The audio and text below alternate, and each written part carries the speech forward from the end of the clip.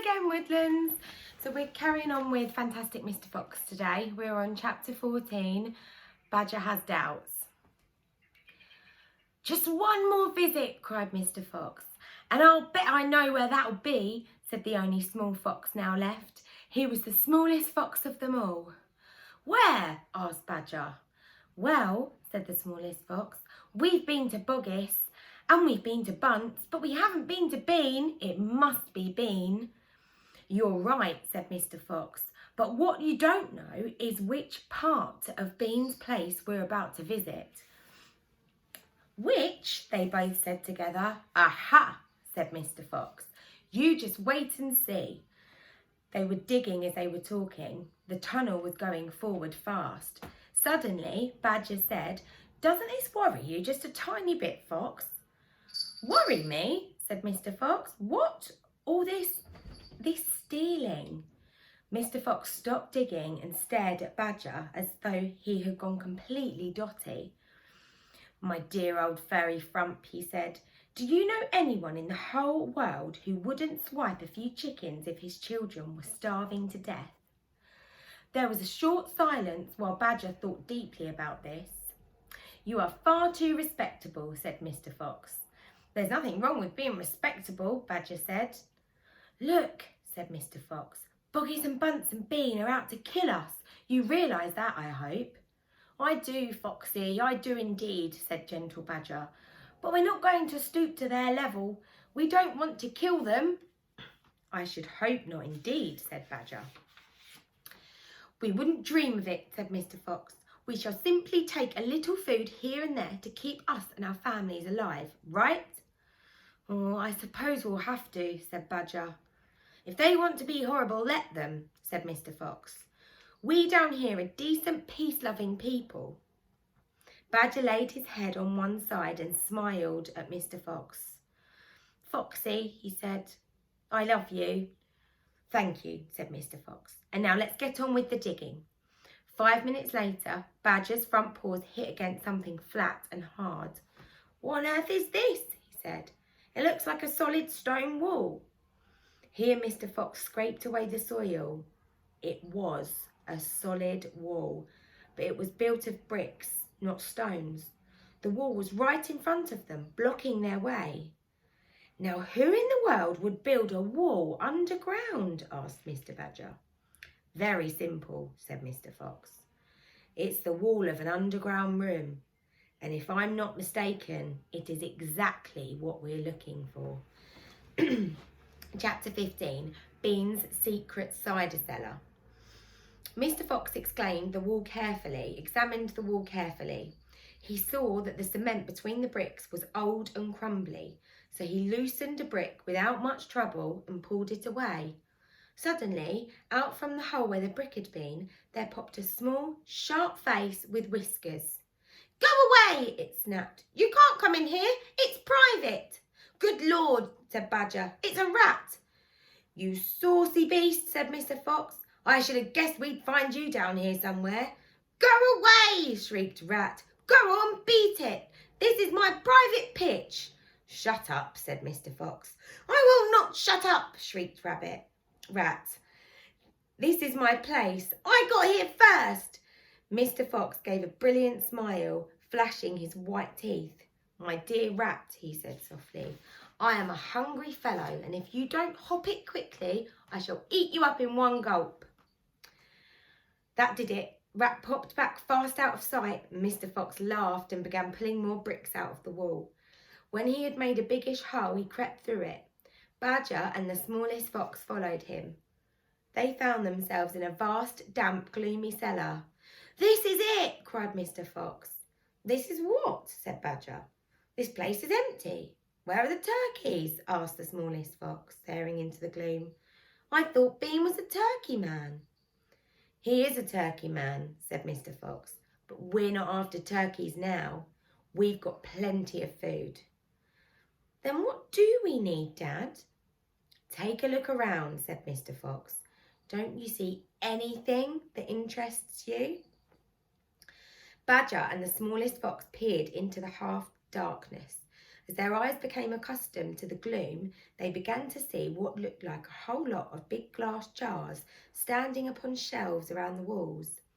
They went closer. They were jars. There were hundreds of them, and upon each one was written the word cider. The smallest fox leapt high in the air.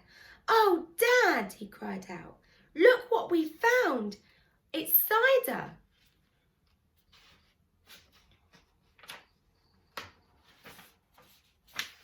"Exactly," said Mr. Fox. "Tremendous," shouted Badger. "Bean's secret cider cellar," said Mr. Fox. "But go carefully, my dears, don't make a noise. This cellar is right underneath the farmhouse itself." "Cider," said Badger, "is especially good for badgers. We take it as medicine. 1 large glass 3 times a day with meals and another at bedtime." "It will make the feast into a banquet," said Mr. Fox. While they were talking, the smallest fox had sneaked a jar off the shelf and had taken a gulp. "Wow," he gasped. "Wowee!" You must understand this was not the ordinary weak fizzy cider one buys in a store. It was the real stuff, a home-brewed fiery liquor that burned in your throat and boiled in your stomach. "Ah!" gasped the fox. "This is some cider." "That's quite enough of that," said Mr. Fox, grabbing the jar and putting it to his own lips. He took a tremendous gulp. "It's miraculous," he whispered, fighting for breath. "It's fabulous. It's beautiful." "It's my turn," said Badger, taking the jar and tilting his head well back. The cider gurgled and bubbled down his throat. It's like melted gold," he gasped. "Oh, Foxy, it's like drinking sunbeams and rainbows."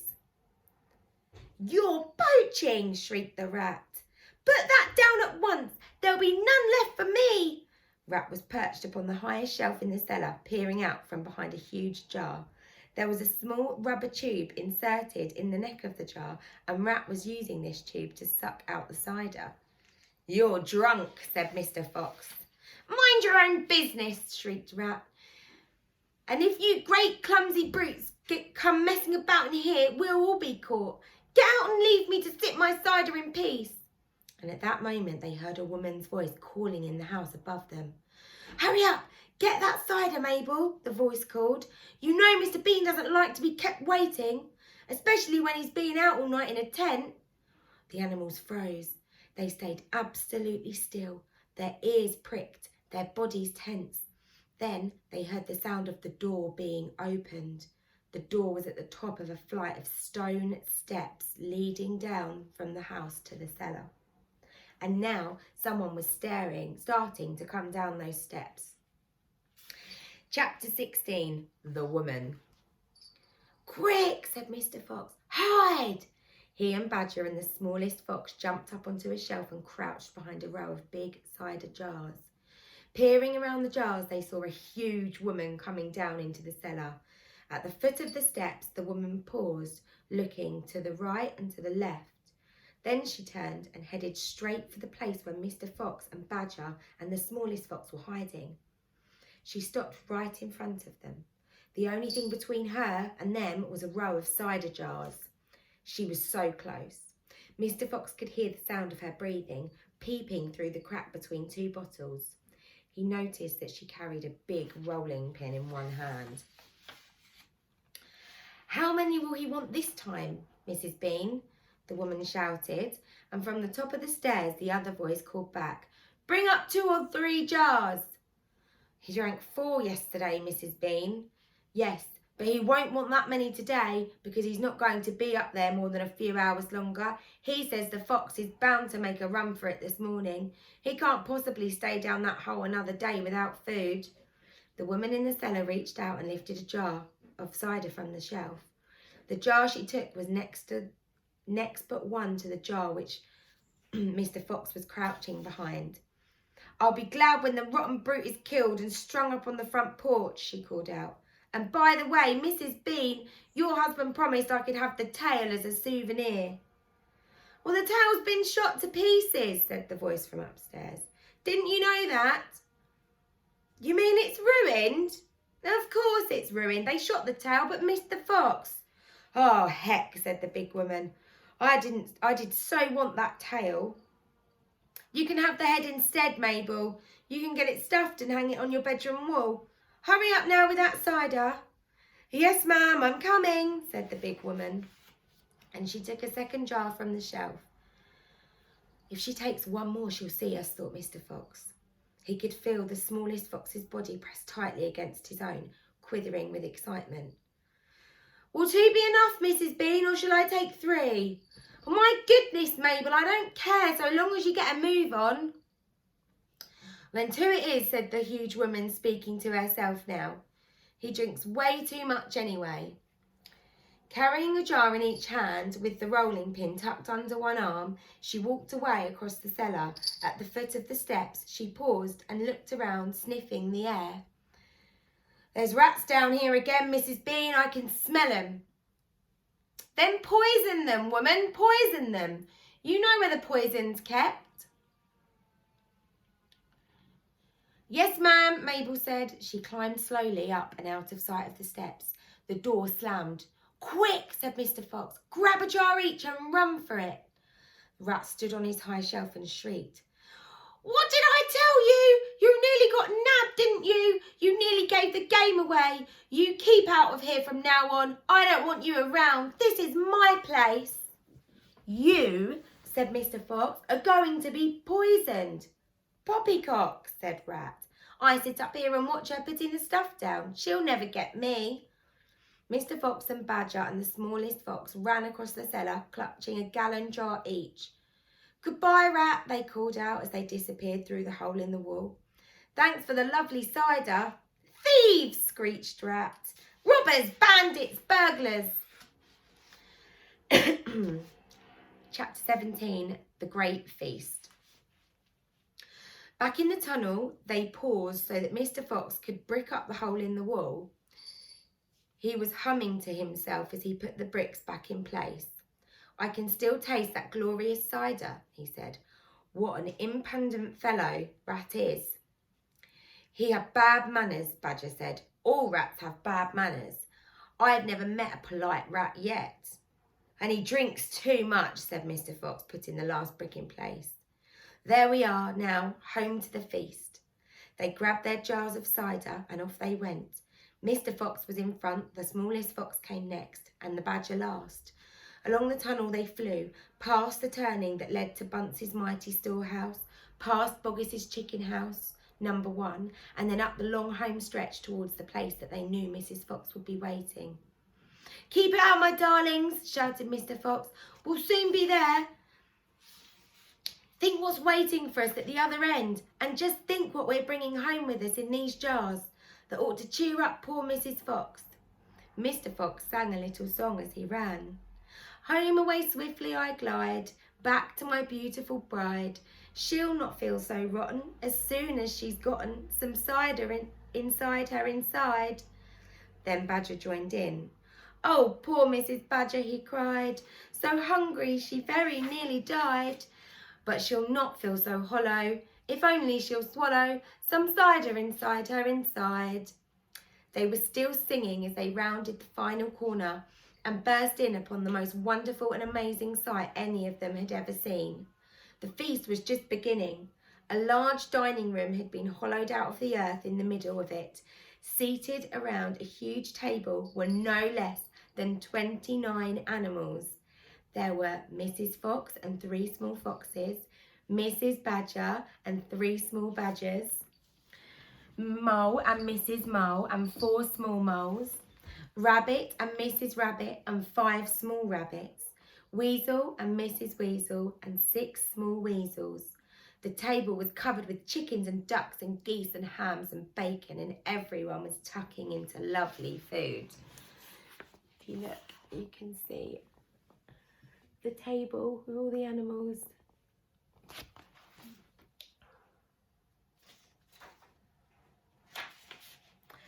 My darling, cried Mrs. Fox, jumping up and hugging Mr. Fox. We couldn't wait. Please forgive us. Then she hugged the smallest fox of all, and Mrs. Badger hugged Badger, and everyone hugged everyone else. Amid shouts of joy, the great jars of cider were placed upon the table, and Mr. Fox and Badger and the smallest fox sat down with the others.